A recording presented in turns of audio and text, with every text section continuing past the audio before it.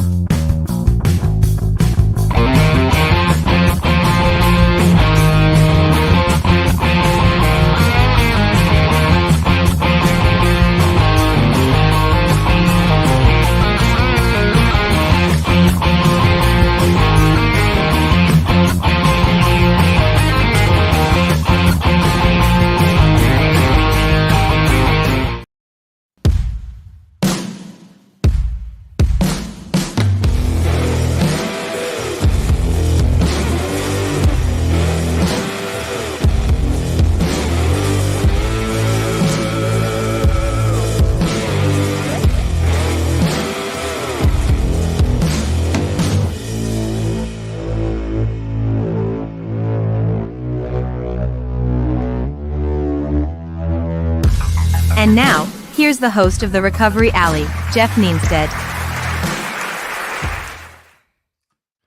Hey, good Well, evening, oh folks. man, I'm just gonna butt Jeff off because I think Jeff is the kind of man that deserves a great introduction. This is Marcelo, the producer of the show. I want to welcome y'all to another episode of the Recovery Alley. So tonight's guest is going to be Tom Leiss. He's the founder of 10 Heroes, and of course, your American Towman of the Year, Geoff Nienstedt. So without further ado, I'm going to bring Jeff in here and let myself out because this is a show for the towers, by the towers, from a producer that knows a bunch of towers. All right. Happy Thursday, everybody. I appreciate everybody coming in. We got Todd Leiss on the show today. An amazing man. He's been in the traffic incident management world for a very long time. A lot of knowledge. Has a passion for safety. He's just a really good guy. I met Todd a couple of years ago, and we become pretty good at bouncing stuff off each other. He gives me information when I need it. But let's stop wasting any more time. Let's go on and bring Todd in, folks. Hi, Jeff. Hi, everybody. It's glad to be here. So, It's an honor. yeah, so Todd, I mean, I look at what you've done. I mean, you spent how many years were you with the Turnpike? 24 years, and I got an offer I couldn't refuse to go in the private sector. And uh, retiring and going into the private sector is a lot more fun. Yeah. A lot So, of, or I'm uh, sorry, it's more lucrative. So so you were in charge of the traffic incident. You were the traffic incident management coordinator for the Turnpike. You worked with the towers, with the firefighters. You do work with Responder Safety Learning Network, which is a very important yes, part of the Thames world. You firefighter, EMT, and I guess as a little congratulations, you were just sworn in as the vice president of the Cumberland Valley Volunteer Firefighters Association. Also, I hear. yep, yeah, and that's the parent company of the Emergency Responder Safety Institute, which is respondersafety.com. So again, everybody that's on this call, or that you want to have free training, that's the place to go to. Respondersafety.com is free online training. You don't get much for free anymore, and that we have 48 training modules on there. I serve as their deputy director of training as well, so check it out. Yeah, I mean, I actually all my guys do their 16-hour national Thames course, which I think is very important for a tower. We get a lot of new people in the industry, and they get on scene and they're like, man, the ambulance is in the way, the firefighter, I can't get to the car. And and then they take this 16-hour course, and they're like, oh, I'm supposed to be downstream. Yeah. So I mean, it makes it a whole lot easier for the tower to understand what's going on, and just understand the traffic incident management zone and the work area and stuff. You've got a lot of stuff here. You were 2018 the ITS Pennsylvania Person of the Year. I mean, I could go on and on what you've done, Todd. But your new venture, Tim's Hero Incorporated. So, Yep. So tell us a little bit about that. So I retired from the Pennsylvania Turnpike Commission last July, and one of my missions is responder safety. It's what we talk about, Geoff, on a fairly regular basis of how do we keep responders safe. And those are tow and recovery operators, road service technicians, anybody on the side of the roadway we want to keep safe. And what a lot of times had happened is whenever we wanted to do some public outreach or some education, is we'd have to dig into our own pocket for the money in order to do that. And not that we mind it, but I had a core group of people, we call them my misfits, that were out there, and they were never afraid to dig into their own pockets for this. But there has to be a better way. We have to find a way to fund this. And we weren't getting the funding that we needed from the state. So we wanted to come up with a way to do this on our own. Oftentimes I was asked, like, hey, can I make a donation to you or something like that? And I had no mechanism when I worked for the Turnpike in order to accept those donations. So I used some of my retirement money to start my nonprofit, Tim Heroes. So that's timheroes.org. And so far we've raised some money. We've been able to do a few things that for responder safety and support. This as a nonprofit, Geoff, isn't to take away from any other nonprofit. There's a ton of great nonprofits out there. We're not trying to replace anybody. We're just trying to support other nonprofits. Right. Yeah. We get into this deal because there's a lot of people out there that are fighting for safety and stuff. And we start all these groups, and it kind of thins everything out. Until you come to a person like Todd Leiss. There's a lot of people that know who you are. You've been in this arena for a very long time, and you know what you're talking about. And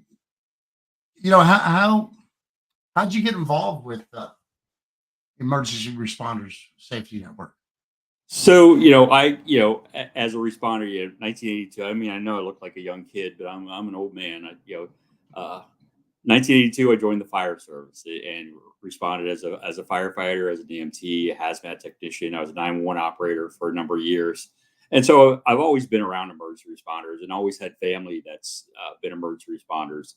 And when I went to work for the Turnpike, 24 years ago, you have a lot of interaction with responders, and you want them to be safe and go home at the end of the day. And when you see them getting struck and injured, struck and killed, or even, struck in the property damage that you have from these vehicles. If a tow truck gets hit and that's your only tow truck, you're a small tow company, is that going to put you out of service for how long until you get a replacement? When you order a new rotator, how long does that take you to get that rotator in to build it and get there? And what's the financial ramifications of not having that frontline piece that you have there? You invested in your company. Now I don't have that. So that's how I've been fortunate since 2016 or 2017. I got hooked up with the Emergency Responder Safety Institute. I got mentored by some very, very great people, Steve Austin and Jack Sullivan. Jack serves as the director of training for the Emergency Responder Safety Institute. And these two gentlemen and many others were pioneers for roadway safety. After the Lionville crash happened on the Pennsylvania Turnpike back in 1998, and another crash involving Joe Crowbooth, who was struck and killed on Interstate 70, they founded the Emergency Responder Safety Institute, and they've been working ever since. So it takes all of us. It's not just my voice is not just your voice. Everybody else that's listening to this, and hopefully everybody that's out there has to understand that nothing happens unless you're the voice of making it happen. Yeah. There's, it takes, what do they say? It takes a village. Absolutely. Yeah. And So, it does. And we have to be, I think that we, as part of this, and we talked before the show started, Geoff, we have to stop fighting each other, and we have to start working together to solve the problem, because we're not the enemy. The responders aren't the enemy. At times we are, because if we don't train, if we don't, where our hive is, we don't do the things that we do, then we're part of the problem. But we need everybody, if you haven't told your family how dangerous your job is on the side of the roadway because you're afraid of letting them know how dangerous it is, you have to let them know. Yeah, and you have to talk to strangers and say, like, look, I'm out there. John DeWeese, we all know Crazy John. He John is who he is, but John's a great messenger for getting things to happen out there, and to tell the tale of what he's trying to do. And we need that. I've seen that a lot of other great people. Ron Parrish on here, Tony's on here, the Towman. Those people help to get the word out about responder safety and about what we're facing. And are we going to reach everybody? No, but if we reach one person and get one person to change their driver behavior, that's one less tow operator that may be killed or injured. That may be one less firefighter or police officer killed or injured. yeah, because we've talked quite a bit, and our problem is changing driver behavior, which is, I don't know if we'll ever get there. We've started identifying a few things. You speak a lot about the D driver. Yeah. It's a big problem. So yeah, and I'm fortunate. I get to speak, nationally. I get to share, and I get to teach a lot of classes, and I love to teach classes. And most of the classes I teach, I'm teaching on my own time, my own dime, kind of thing. But I believe in it. But I asked the question in the room of how many of us are D drivers, and I raise my hand. I say I'm a D driver. I drive. There's times where I drive drowsy, I drive distracted, and I asked other people, and try to get them to think if we're doing stuff that we shouldn't be doing behind the wheel. And a lot of us don't want to admit that we're part of the problem, but I'm part of the problem because I still drive distracted at times. I talk on the phone in the car. I did a presentation where convenience is killing us. The fact that now we could go through the drive-through and get a fast food burger. We could go through a convenience store and get an adult alcoholic slushy and drink while we're driving down the road. So we're encouraging drinking and driving, but there's not much alcohol in it. But if you have enough of them, we have so much technology in our car that now can, the technology's doing that. How many tow companies and responders have the mobile data terminal in there? So now I'm looking at a screen to get my next call as to where I'm supposed to go to, or getting an update on a call. And it's needed. We need that information, but kind of wait at times. Yeah, there's a lot of distractions inside a cab. I'm guilty, just like everybody else. You're running down the road, and you're trying to imagine what you have and try to get that picture of there. And I got to do this, this, and this. And we talked earlier today too about if I need to use my tow truck as part of the recovery effort, where do I get in there? How do I position? How do I help? In an urgent manner.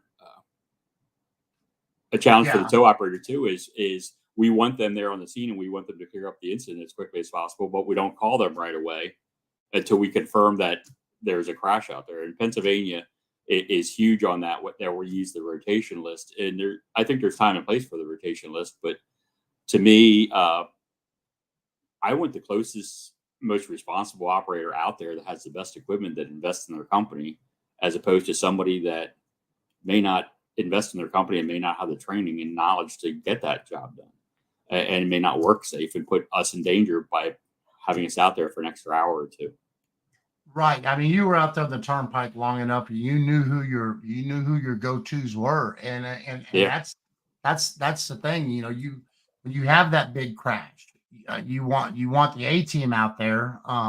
To get the highway cleared and stuff. And one of the things you had said to me when we first started talking that just gave me a lot of respect for Todd Leiss was you wanted to understand what the tow operator was doing. So you're actually Rep Master level 6, level 7 trained. So you understand the recovery world at a level that's a little higher than most of those people on the scene, other than the tow operator. Yeah, and I don't, by me taking that training, I didn't take that in order to become a tower. I took that because I wanted to know, I wanted to be able to ask a semi-intelligent question when I go out there as to why are you doing that, or why are you doing that, and I was able to go up to that tower that's in charge of the scene, the owner of the company, and say, like, tell me where to stand, that I'm not going to hurt myself or get in your road, and I'm going to ask you questions, and if you have time to answer them, and if not, don't. But I I really gained a lot of respect for tow operators simply from taking the first 2-3 level, and I have a lot of great friends from taking my Rec Master training because they really helped me out for doing the for showing me how to rig stuff up and how to do things, and that gave me a lot more knowledge for taking the class. So yeah, it's important for a towing business, a towing operation. It's very important to build relationships with the responders that you're working with. It's definitely a team effort when you're out there on the highway. I've been real fortunate where I'm at, and the emergency services that we work with. We do the walk around, we do a size up, we identify possible problems.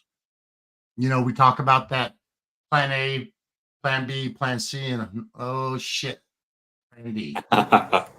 Plan D is when everything fails and you're gonna be there for a little while, but it's gonna happen. It's gonna happen.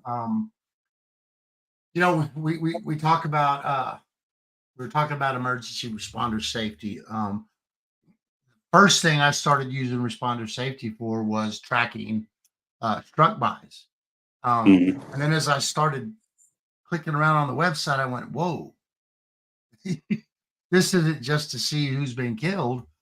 There's just so many great modules on there, and they're free.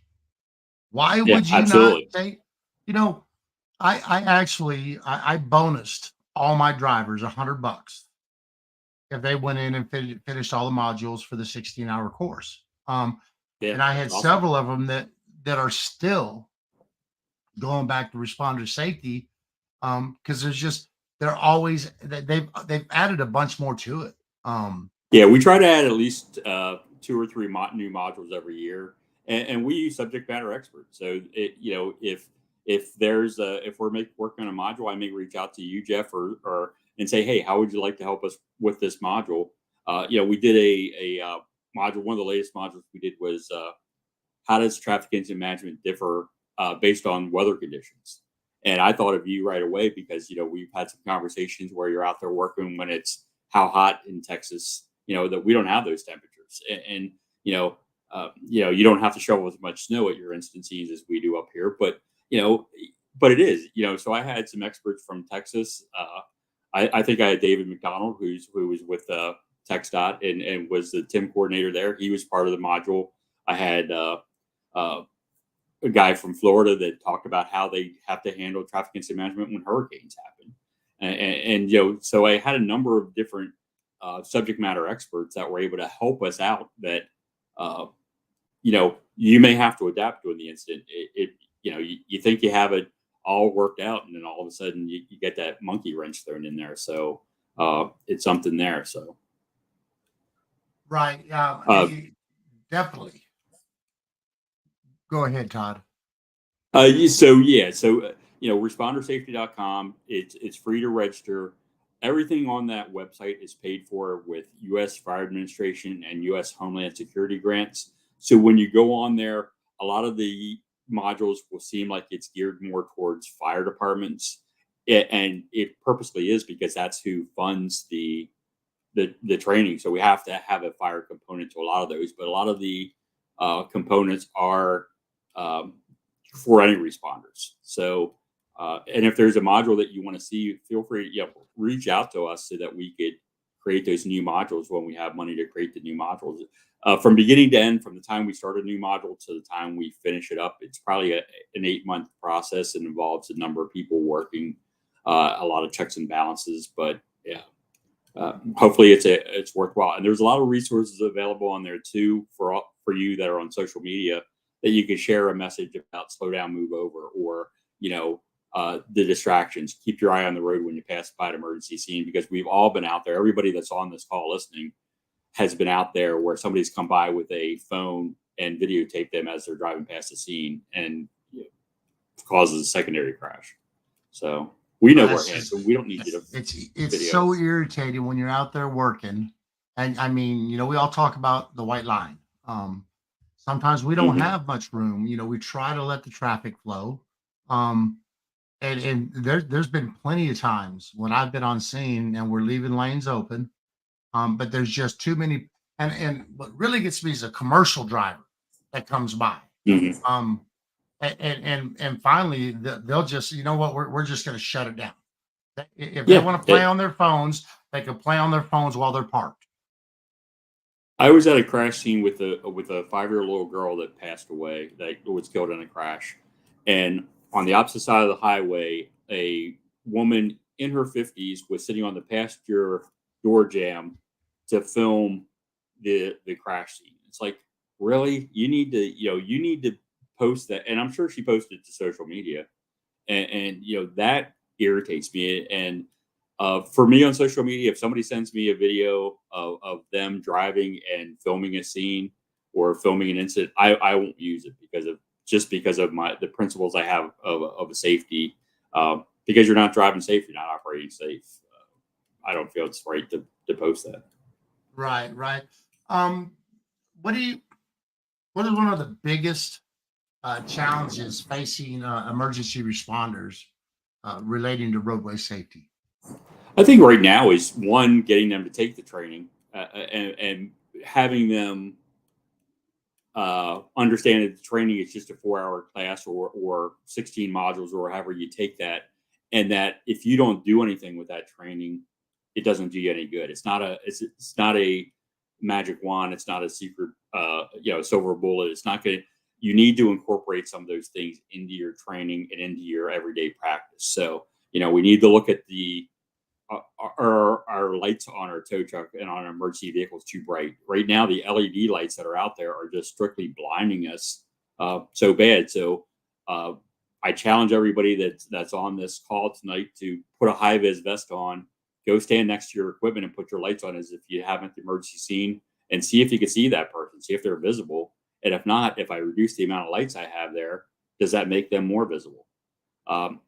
Make sure you're wearing a class 3 garment, a class 3 vest or something to make you visible. The personal protection lights, the guardian angel devices are lifesavers. A lot of times I'll hear from a responder, a tow operator, something like that. Well, my company doesn't provide that. I get that things cost money, but for me on the turnpike, every piece of safety equipment that I had, I bought myself. I wasn't going to rely on somebody else for my safety. I was going to spend the money, and if it cost me, look, I'm a fat guy. I like fast food. If I can't eat a Big Mac one day because I want to buy a safety thing, then so be it. But my health and my life was more important. Do we need to start looking as tow operators that we wear helmets at the scene? Sometimes some agencies do, some don't. But your head's the key to your body, and I don't know if you've been around a recovery scene, but you bump your head sometimes and things may fall. So is it worth me wearing a search and rescue type of helmet, like a Team Wendy helmet or a cask helmet? And it's a challenge to get responders to understand. I don't want to wear a high-vis vest because it's going to get dirty. I get that it's going to get dirty, but for me, for a tow operator, I told some of my tow operators, charge each customer an extra $5 and wear it 5 or 6 times, and win it because it's $30. And when it got dirty, if you don't want to wash it, throw it away and pull another one out. because they're $30 or $40. Make sure it's a breakaway vest, and make sure that you're if you're wearing the black vest with the reflective stuff, understand that you may be told that that's a class 3 garment, but it's not a class 3 garment, and it's not high vis because it doesn't have the fluorescent background material. So I am big on wearing the vest properly, or wearing high vis. If the vest has a zipper on or a Velcro on the front of it for a reason, have it zipped up, have it, and you're presenting yourself to the public, and if you want to be taken seriously by the public, look presentable. And I get it that you're not always going to be presentable because of what you do, and thank God for tow operators. I again, when I took over in charge of our towing program on the Turnpike back in 2015, my first goal was to meet our tow operators and understand what they do. And that's what made me take the Wreck Master training. And that's what made me go to a lot of crash scenes that we had on the Turnpike. But I also, we've had many close calls on the side of the roadway with the tower. So I was able to see that as well. So, you mentioned the black vest. You mentioned the lights. I go back to a module on responder safety, and I didn't think about it, but it is amazing how the personnel get washed out with all the lights. And then again, you start toning down those lights a little bit, and they become visible again. I love a lot of lights, but they're not always good. You were talking about and that's what protection for your head. Yeah, you were talking about hard hats, helmets, and stuff. So there's a lot of rotators out there now. So when you're using that rotator, it 9 times out of 10, it's going to be overhead lifting. Yeah. So go on and get that safety gear now before somebody comes in and makes you do it. And if you don't do it, they're going to fine you. So PPE is very important. I'm sure you've met Bobby Tuttle before.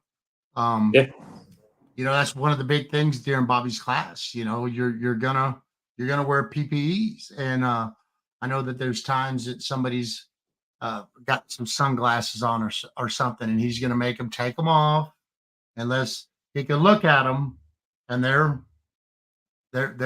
safety glasses. But yeah, I mean, it's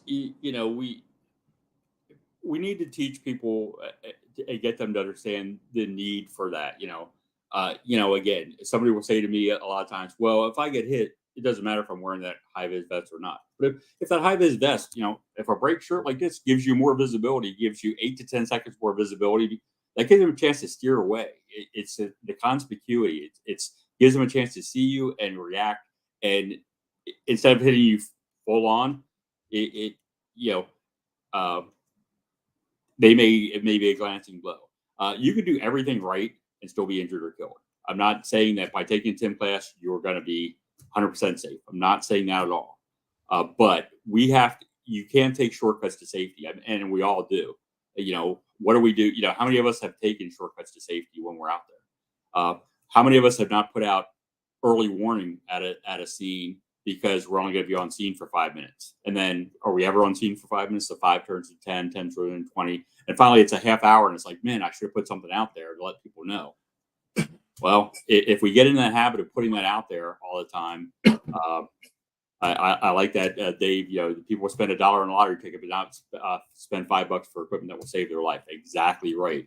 We need to look at that. How many of us have trucks that has the diamond grade reflectite on the back of it? We did a report on respondersafety.com that's actually reflecting too much light back. So again, look at what you have on your vehicles as well. And the manufacturers and the companies are going to sell you whatever they can make the most profit on, and that you're probably selling you that. But respondersafety.com, we have an emergency vehicle lighting study that shows that lower intensity lights with a lower flash rate are better than a high intensity light with a higher flash rate.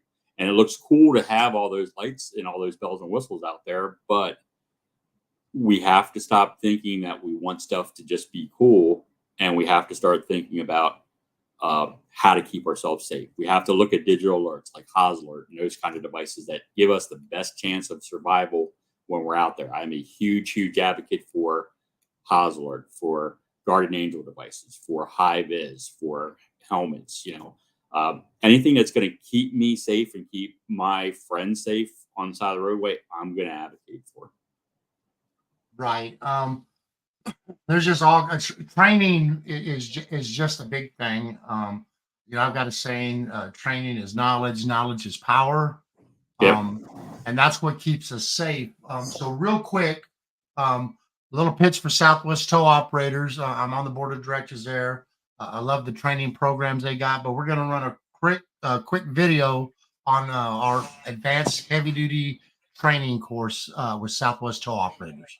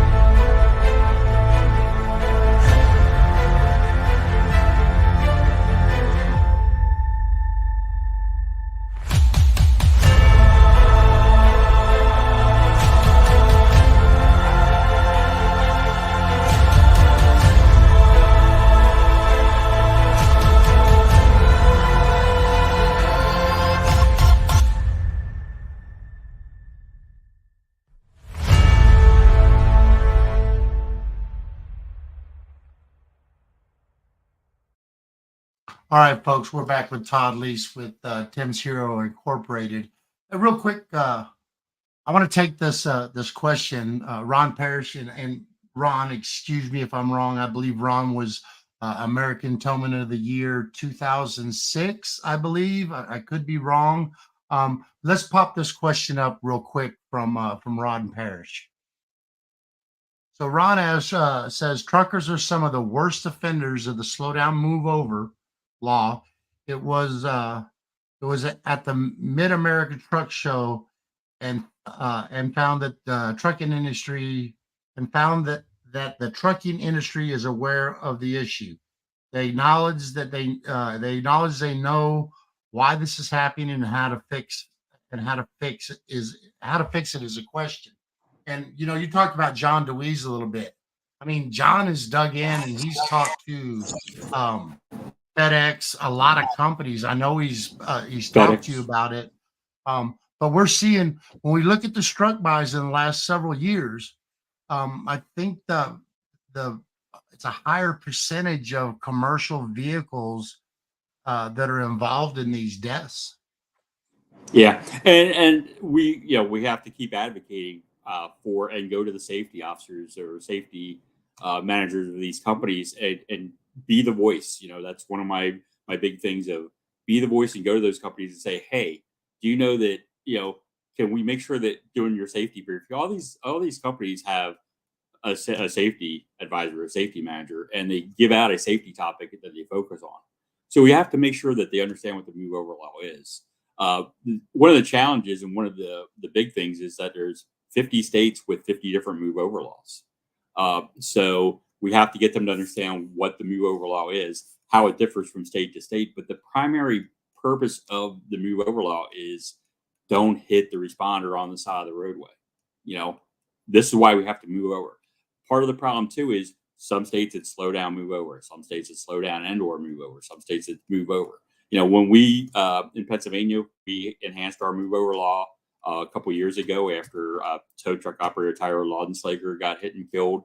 on Interstate 78, and we had a paramedic, Matt Smelzer, get killed January 5th of 2020. We said to our senators, I said, I don't want it to be the slow down, move over law in Pennsylvania. And they said, why? I said, because most people are going to just hear slow down first, and they're going to think, as long as I slow down, I don't have to move over. I want them to move over. I want them as far away from the responder on the side of the roadway as they can. All of us have worked on the side of the roadway where we've dropped the tool. I said, I've never changed a tire where I haven't dropped the lug nut that's rolled behind me, and I've just reached out for it as I'm doing that in my driveway or something like that. So people don't understand the dangers of what the responders on the side of the roadway, how the wind blows you around on the side of the roadway when a commercial vehicle passes you at 80, 85 miles per hour. Down in Texas, at 100 miles per hour, probably, but we need to educate the commercial vehicle drivers. And I think while we need to reach the owner-operator association, I think that we could reach out to some of the big motor truck companies, Pennsylvania Motor Truck Association, the American Trucking Association, and try to get in with them and make them a partner in what we do. In fact, right before earlier this evening, I sent an email to a group called I think it's the Commercial Vehicle Safety Association, and it's a lot of law enforcement officers and from all over the country. And I introduced myself to them, and they already got back to me and said, like, yes, we need you to share your story and you share the safety information with them, and be that person, be the person that knocks on the door and locally say to them, like, hey, we want to share this information with you. We want to share the move over message with you. One thing that I found worked well in Pennsylvania is I did a right to know request to look up and see from 2018 how many move over citations have been written in Pennsylvania and what the disposition was, because a lot of times the responders will say, well, nobody's writing move over citations. Well, I was able to show that close to 20,000 citations have been written since 2018 in Pennsylvania for the move over law. Now, can there be more written? Absolutely. Yeah, Ryan, what you're putting down there, if you talk to safety director and not satisfied, then contact the president or the CEO of the company and reach out to them. Share the story, and all of us have had a loved one or know somebody who's been struck and injured, struck and killed. Share those personal stories with them too, and share those personal messages with them and get them to understand that when we talk about 46 responders killed last year in the United States, it's not 46 responders, it's 46 families, it's 46 communities, it's 46 workplaces. It's many, many, many more people than just a small number. A lot of times, a couple of years ago, I had somebody ask me, it was the year that we had 65 responders killed. And at the time, they asked me how many responders were killed. And I said 47. And their response back to me was, that's not that many. And I just wanted to hit them. And I didn't, but I wanted to, because it's like, one is too many.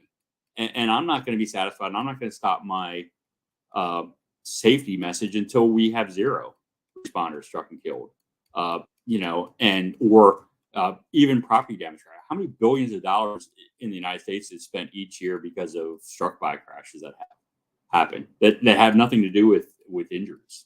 But yet, how many towing companies are struck each year that may never recover and may have to close their business because they only have one tow truck and don't have sufficient insurance on the tow truck? We hear about the deaths, they're all publicized, and it kind of really sucks with something like we share a passion for the same thing. It really sucks because when we have one of these incidents where somebody's killed, a loved one's killed, they've lost a family member, we have to kind of run in, and we got to capitalize on that because it doesn't last for very long.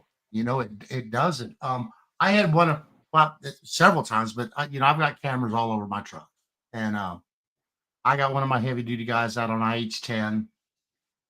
He gets loaded, he calls me up, and he is just screaming. And there was a trucking company that, I don't know how they didn't take the mirror off my truck. Of course, I capture the video from the dash cams and all the cameras on the truck. And I put a video together and I start tagging this company. About every 4 words I tag this company. This is the only time it's ever happened. I get a phone call and they're like, "Hey, whoa, what's going on?" I said, "Well, obviously you saw it." And so you said, "Yeah, we're bringing him in, and you know what? This is it. We're gonna let him go." And I went, so now he's going to go to another company. I said, Yeah. why don't you think about educating him?" And I said, "If you don't have the tools to educate your drivers, I could put you in touch with somebody."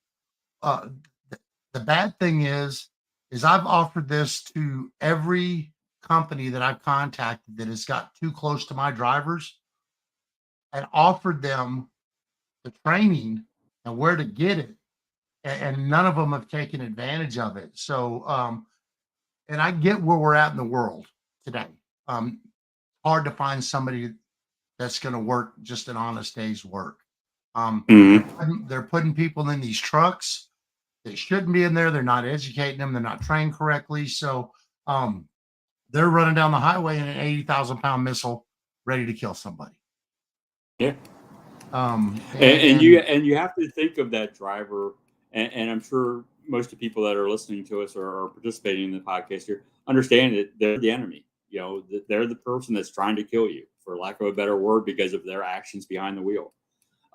One thing I want to mention, Geoff, is we have a struck by database. It's www.reportstruckby.com. That's a database that Emergency Responder Safety Institute has put out there. So it's reportstruckby.com.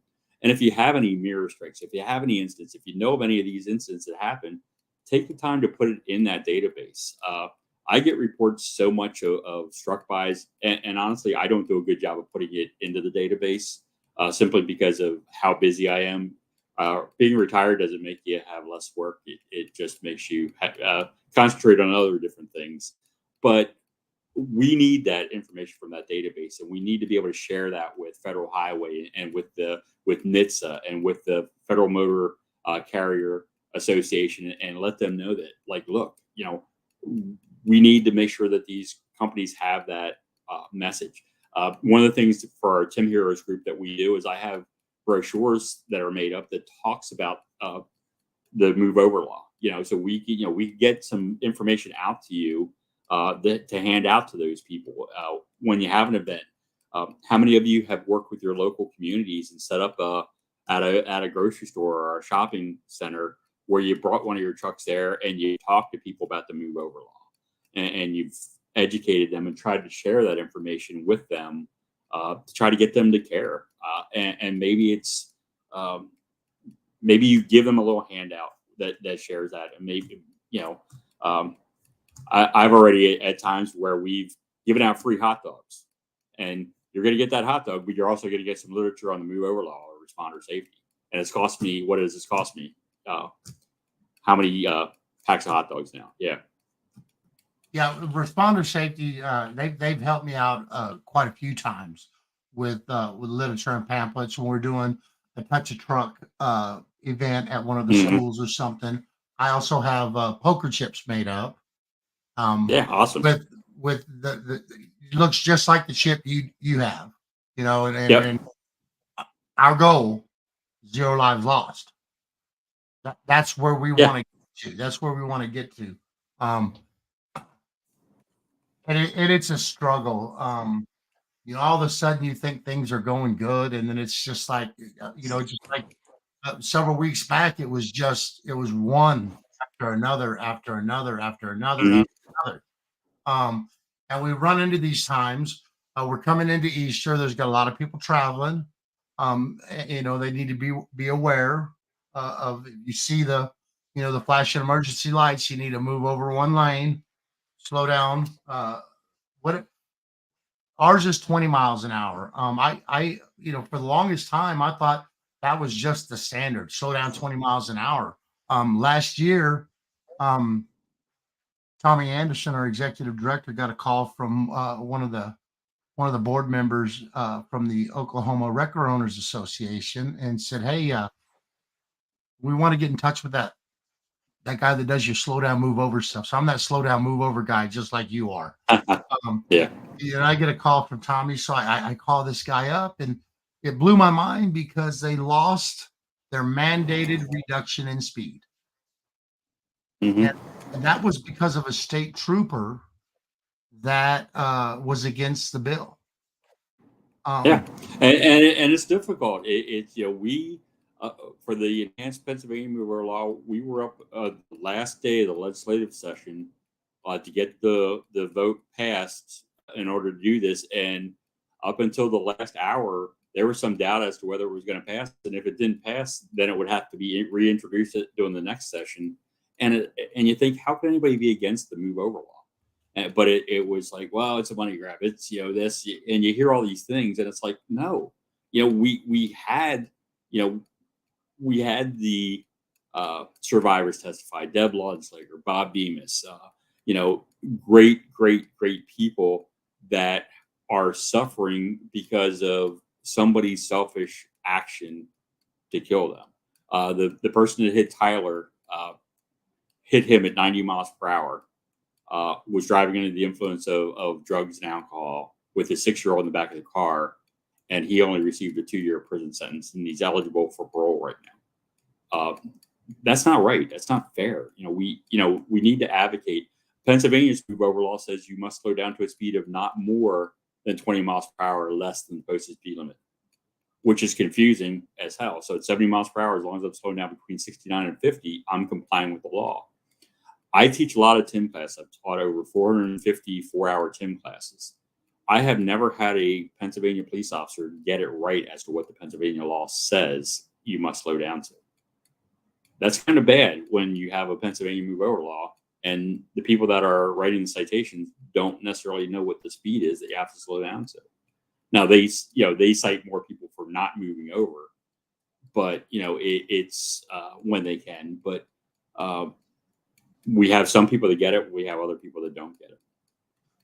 I believe I've shared my story with you back in 2015. My son, he's a heavy duty operator, was hit by a fully loaded crude tanker.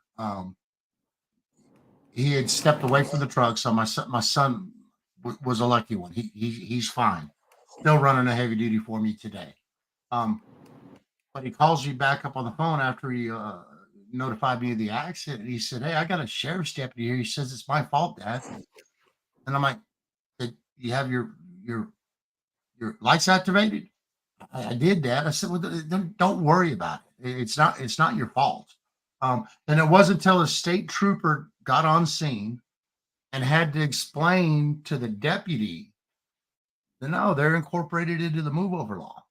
And that's when I realized that we had a big problem. If I've got law enforcement that doesn't understand it, it should have been something when they're going through the academy. They should have read something about the move over law. So the two disciplines that have taken TIM training the least, according to federal highway records that we get on a fairly monthly basis, are tow truck operators and police officers. Which are the two responders that get the most? Tow truck operators and police officers. Which are the two responders that don't wear the vest as much as they should? Tow operators and police officers. And I'm not putting them at fault because they're also the responders that are out there working by themselves many times without the safety of having another responder out there. But we have to stop making excuses as to, well, nobody's enforcing the move over law. That may be true, but and you can't do anything to change that other than advocate and other than contact your legislators and contact the local police and say, we need to enforce. But you can take the training that's available to you. You can wear your proper PPE. You can work safe by, making sure that you're not on the driver's side if you don't need to be on the driver's side of the traffic side of the highway when you don't need to be. I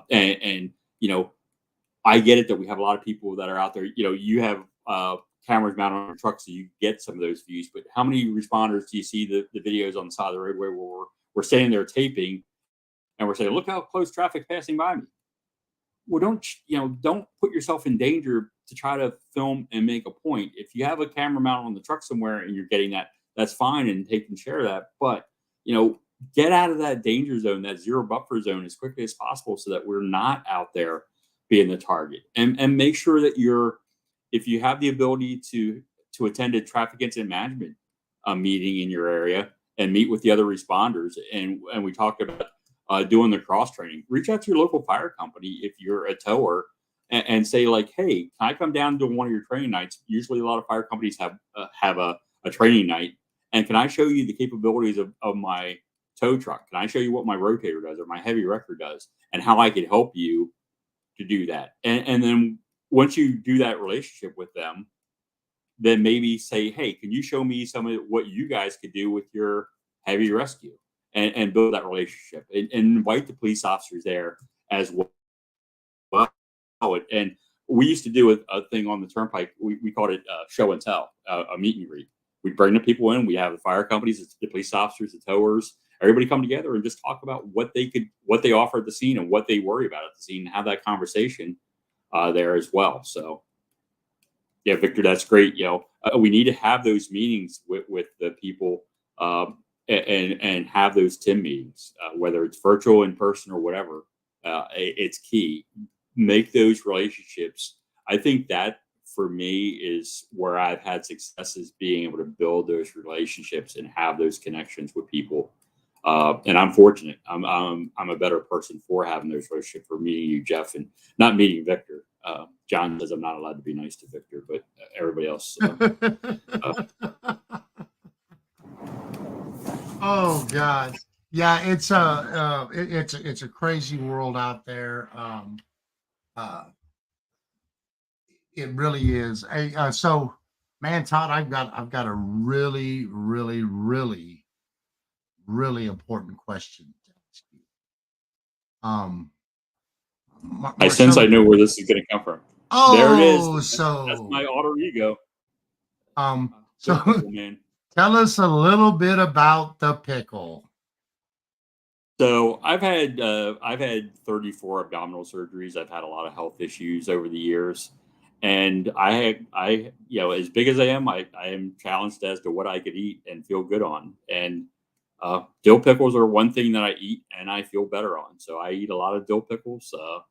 I don't know if it's the pickle juice or what. So, but that's been my thing. And so everybody knows how much I love pickles. I recently was given 2 emotional support pickles by 2 different people. So I have my emotional support pickles, and when I retired from the turnpike, one of my parting gifts was 8 gallons of dill pickles. So they were eaten within a month and a half. But yeah, that's that. If you know me, you know I love pickles. So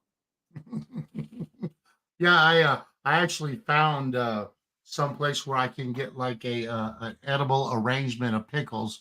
So don't be surprised, okay? that would be awesome. Um, That's like that'd be like dying and going to heaven.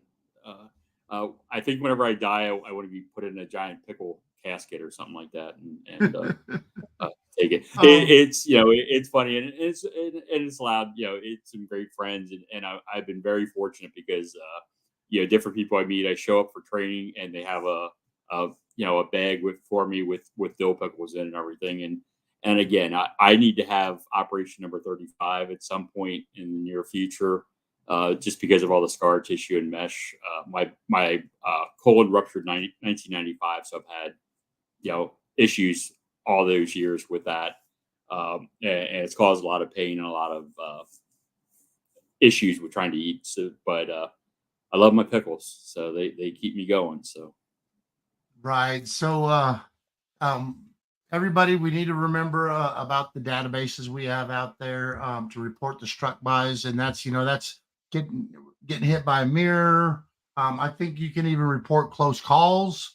Yeah, we want you to put whatever you can in there, and if when you're going through the questions, if you don't know the answer, put the information that you have in, and if you think somebody else may have put it in, that's okay. If we get the same report from multiple sources, we will deconflict the information and then try to build a better picture of what happened there. I mean, it's a very simple, very quick process. It Yeah. takes almost no time at all to report that struck by, and it's important. We have the data on the responders and the roadway workers that are being killed. The data we are lacking is the close calls, the strikes, the guys that get hit that don't return to work. Yeah, and that to me is so important. One, I just would love to have a number that I could get on property damage crashes only. It's it has to be billions of dollars a year. Again, a new fire truck is $1 million, $1.5 million if one of those gets put out of service. Irving, Texas, Chief Victor Connolly in Irving, Texas told me they have 2 fire trucks get hit every month. So they started the blocker program, and they use a $4,000 reserve piece of apparatus and goes out there as a sacrificial lamb. And that's great, because I'd rather have that hit than one of my people get hit. Fire Commissioner Adam Thiel from Philadelphia, I asked him, why do you use a $1.7 million piece of fire apparatus? You use a big tiller apparatus. He goes, I would rather have that get hit than one of my guys get hit. And that's the great answer. So we need to do better, because what we're doing is not good enough, and we need to keep fighting the good fight. And I get asked, do I get frustrated? And I do get frustrated, and I do.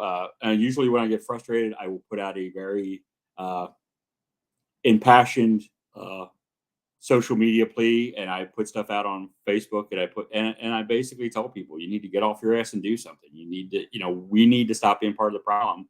And usually the emails I send out, if I am myself and my frustrated self and send out an email, I get more responses back from people saying, yes, that's the kind of fire and passion we need to have. And all of us need to have that fire and passion, so that we all go home at the end of the day. We all know somebody who has been hit and killed. So we need to make sure that doesn't keep happening.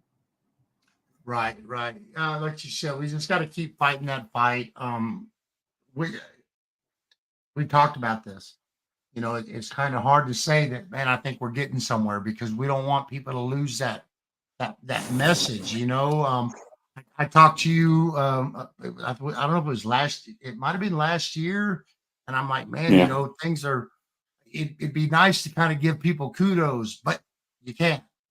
Well, and that's what happened. The last year, we went 3 months without having a responder hit and killed. And I got calls from people, and I got calls from Federal Highway, and they said, we're doing great. We're doing so much better on responder struck bys. And it's like, no, we're not. I said, we cannot count on pure dumb luck as yes, we have to keep doing what we're doing, because we're not doing better. The fact that somebody gets hit, we had a tow operator that got hit in Lancaster, Pennsylvania, last September. And I just asked Dave Klippinger, who shares a lot of information. I said, how is he doing? And I think he posted that he was able to stand for 30 seconds with 3 of his family members helping him stand. And they counted that as a win. And that's great that they count that as a win. I don't want them to remain positive. But that's 8 months ago. And he shouldn't have to go through that. We shouldn't have to count those things as a win. There's Brian Frank, who's an Indiana state trooper that was hit. He has a website. It's Got Your Six is the website for that, for Facebook. And I just shared that out the other day again. And they celebrate him. He's he may never fully function again. Matt Dawson, a Texas firefighter who lost his life last year after battling for 2 years with a traumatic brain injury.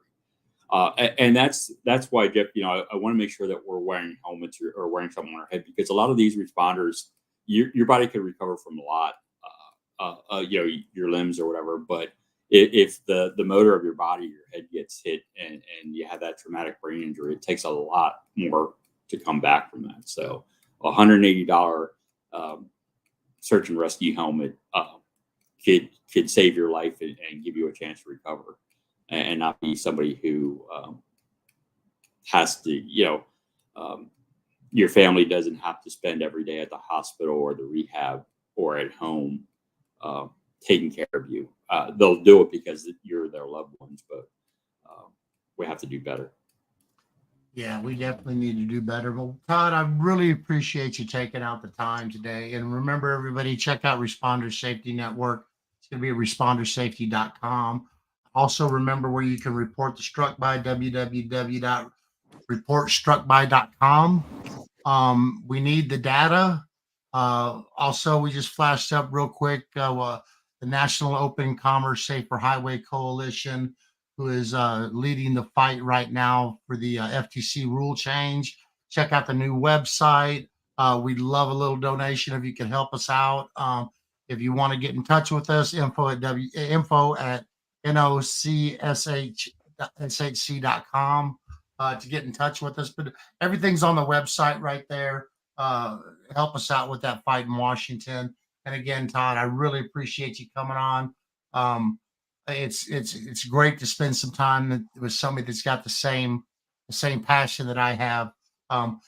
You're kind of like you keep me grounded sometimes. I get fired up and just that little message from Todd going, well, sometimes we're both fired up.